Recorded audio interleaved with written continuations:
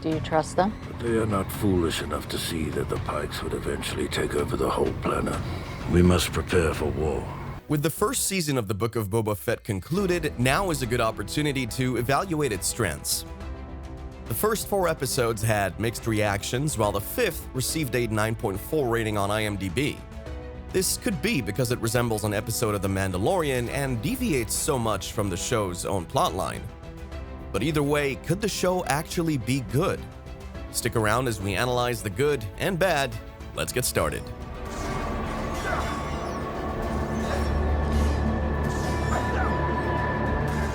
Grogu.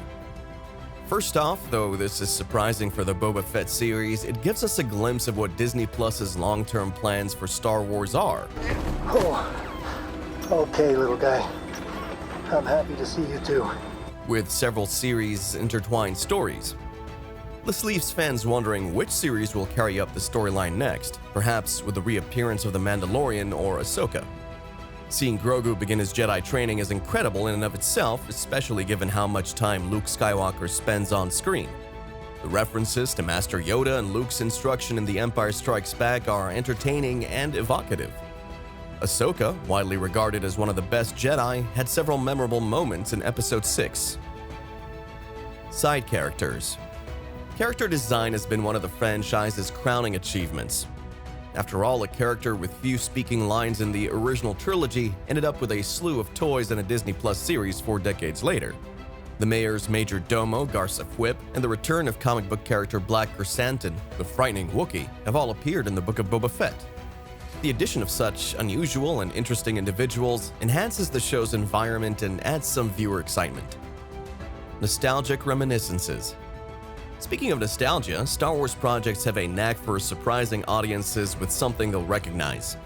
The Naboo starfighter, Ahsoka, Chrysanthemum, Cad Bane, Mandalorian side characters, and R2-D2 are just a few of the series' many shocks, leaving fans in amazement at what the series has accomplished in its most recent episodes. Cad Bane. The Cad Bane reveal at the end of Chapter 6 surprised no one. Putting the notorious Clone Wars bounty hunter on one side enhances the hype for the finale's showdown, which has been building up for the past few episodes. The episode expertly sets up the surprise by showcasing Cobb Vance's gunslinging prowess early on,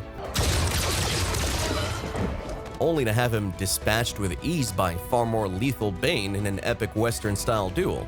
Cad Bane was the highest-ranked bounty hunter who deserved his own show. The Cantina.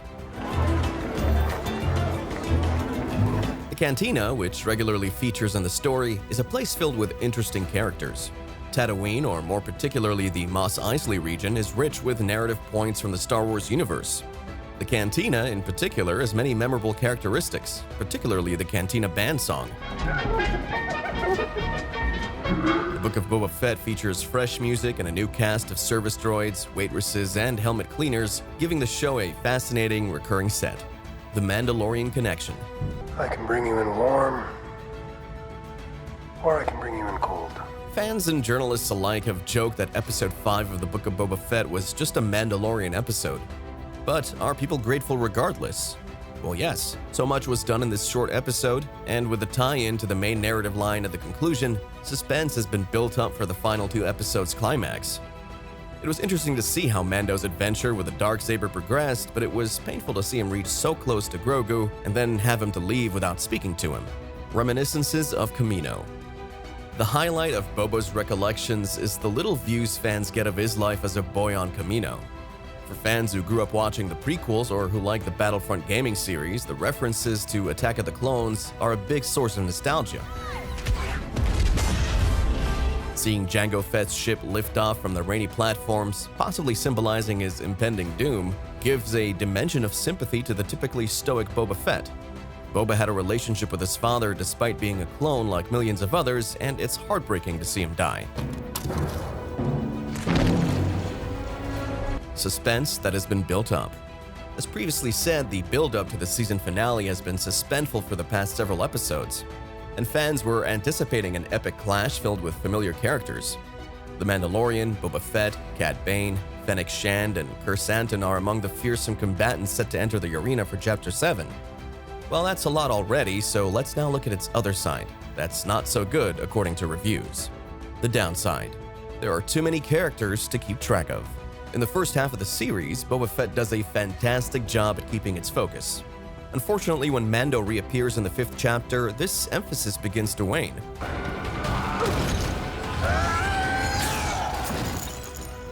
Fans are given even more character lines to follow, and characters like Cobb Vanth and Grogu arrive in the 6th chapter. Given Boba Fett's more condensed scope, having a plethora of individuals to keep track of throughout the series finale becomes a negative, especially given that audiences have less invested in characters like Black Chrysanthemum and the Mods. Though Fett has his moment of glory during the climactic fight, it is easily overshadowed by the mayhem of several other character arcs. Cad Bane was tragically underutilized. It's logical that Robert Rodriguez and Dave Filoni wanted Cad Bane's live-action debut to be a surprise. However, having Bane emerge late in Boba Fett as Fett's principal antagonist confuses viewers, especially those unfamiliar with Clone Wars. Given his long relationship with Fett, this is awful. Boba Fett might have benefited by hinting that Fett's former mentor was involved in the Pike's activities on Tatooine throughout the series rather than simply at the end. While it's satisfying to witness Fett defeat the bounty hunter who caused a dent in his helmet, Bane's brief appearance can't help but be lackluster. In several episodes, Fett appears only briefly. One of the Book of Boba Fett's most troublesome difficulties is that Fett's presence is rarely felt in some of the latter episodes, particularly the 5th and 6th chapters. Fett doesn't even appear in the first episode, leaving it up to Fennec Shand to bring up her employer when Din Djarin questions why she's in Mos Eisley. While it was nice to see a familiar face reappear with Mando, the Book of Boba Fett's focus on Pedro Pascal's persona undermined Temuera Morrison's time in the spotlight. This problem is greatly compounded in the 6th chapter by the return of figures like Luke Skywalker and Ahsoka Tano. Their reappearance diminishes Fett's role as the protagonist even further. Fett isn't a good crime lord. Fett demonstrated cold, cunning, and ruthlessness in The Empire Strikes Back. They're also the characteristics of a successful criminal lord in the Star Wars universe. The Fett in the Book of Boba Fett is a different man, having discovered a sense of principle, honor, and family while serving with the Tusken Raiders. Because he's too empathic, the Boba Fett scene in this rendition doesn't make a suitable crime lord. It's why a pragmatic Shand advises strong retaliation for the several slights thrown Fett's way during the show. By the end, Fett realizes this, but Shand maintains the people of Tatooine require defenders like them. The Book of Boba Fett wasn't about bounty hunters. When most people think of Boba Fett, they envision the iconic bounty hunter on the payroll of the Galactic Empire, not an anti-hero who's a Mandalorian orphan. While the Book of Boba Fett retcons this to fundamentally connect Fett's past with rising star Din Djarin, the identity fans have come to know and love remains unchanged. Given that Boba Fett was supposed to be the subject of the Book of Boba Fett, it's odd that the show didn't center on bounty hunters.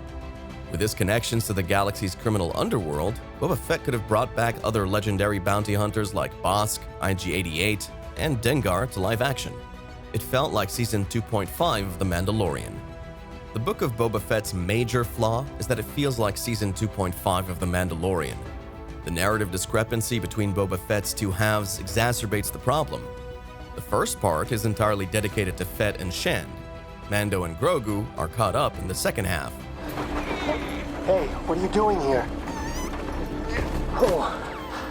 While it's great to see Din Djarin reunited with Grogu, Boba Fett's continued focus on the pair serves more to build up the 3rd season of The Mandalorian than it does to provide Fett and Shand with a satisfying end to the peril they face. The Pikes, after all, aren't based on Tatooine and can return at any time. What do you think? Could this be the best show or the worst? Share your thoughts in the comments section below, and don't forget to subscribe to the channel for more content. If you still want to see more analysis, click on the video below to see why The Mandalorian could actually be the best among all Star Wars shows. See you there.